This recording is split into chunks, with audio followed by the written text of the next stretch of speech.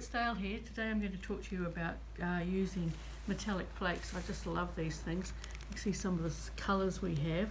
Pop them in all these pockets and different varieties, but of course you can mix up all the different colours and make your own little collections. You can use them, of course, in any of your, trap them underneath things, use them in your silk paper making, use them in your felting, and I use them in my cocoon stripping paper. And just little features of things here, you can see some here. But I'm just going to show you how I use them with two simple methods. One is using a very, very simple thing like a glue stick and applying them.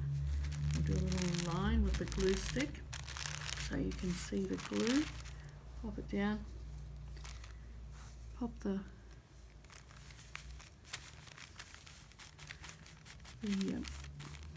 sprinkle them on, take off the surplus. That's why I transfer them into a larger container, and then burr them,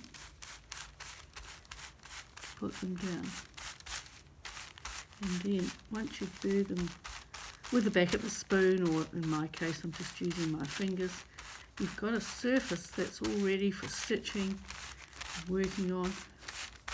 I'll show you here a little sample. This is a piece that I'm eventually going to have ready for rescan, but you can see where I've used them with the glue stick. They haven't gone everywhere, and I can add stitching to add a bit of impact on there. Then I've used them on a stamp.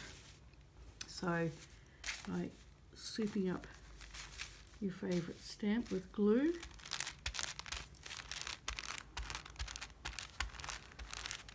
these are more out, popping it down onto here. This is just your everyday glue stick.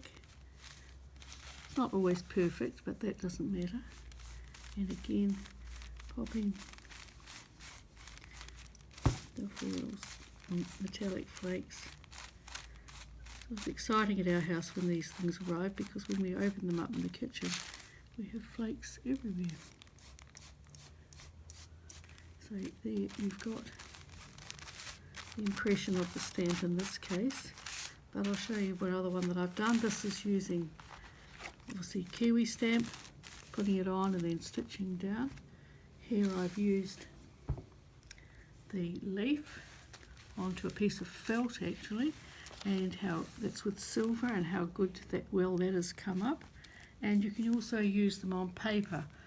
This is on cardie paper. So sometimes you don't get the full impression, but you get what you want. So you could stitch onto that if you wanted to.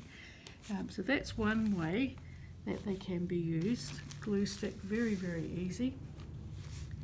And another way is to take a piece of fusible webbing. There's a piece here. Pop it down,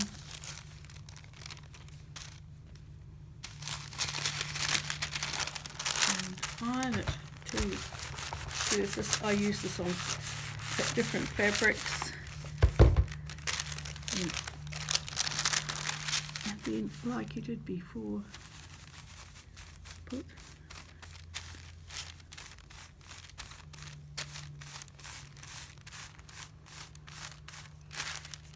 tip off the surface. See, a wonderful background. In this case, I've done exactly the same, and I've stitched it. I've stitched it with a metallic thread, so you can start to see how, where there are gaps, you can add colour into there to give it a lot of texture. You can see the sort of potential or the possibilities, and of course you can layer sheer fabrics over the top, cut back into it. But it's just this one, these colours are mostly autumn leaves with a few extras tipped in when I'm clearing out my containers. They're just wonderful to use, you know, so easy to come up with. See, there's some fusible web there. I could re-iron that, but it would just make it a bit hot again and add more, or I can add lots of stitch. So that's all I've done. So I hope you found that useful. See you again another time.